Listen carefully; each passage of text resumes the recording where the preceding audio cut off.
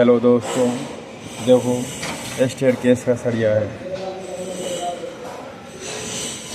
जो पेप दिख रहा है वो इलेक्ट्रिक पेप है। बाहर का डाया है 200 के स्पेसिंग पे।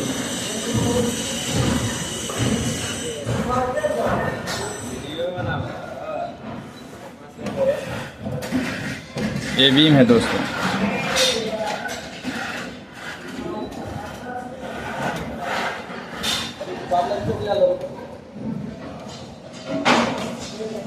ये स्लैब है, इसमें 12 mm का डाया है।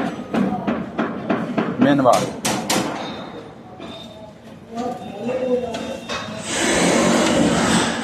टॉप में जो डाया है वो 10 mm का है।